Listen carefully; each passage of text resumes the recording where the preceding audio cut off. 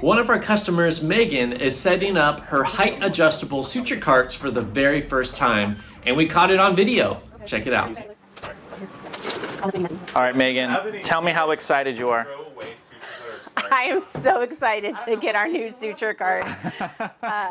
It's an upgrade. It's such an upgrade. So we're going from this to this beautiful, nice, sturdy H design cart. Awesome. And it raises and lowers. And why does that matter to you? It matters for two reasons. So, of course, everybody's different heights in the OR, so our nurses and our staff can raise and lower it. But also, when it comes to storage, we will be able to fit it into smaller areas and reduce the space. Oh, there we go. Based on the height of the cart. Awesome. Okay. Shall we load it up? Yeah, let's load it up.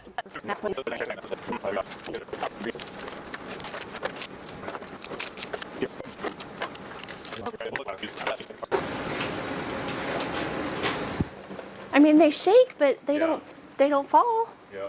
They weeble and they wobble, but they won't fall down. Yeah. You have to be old to know that one. I mean, that's awesome. Yeah.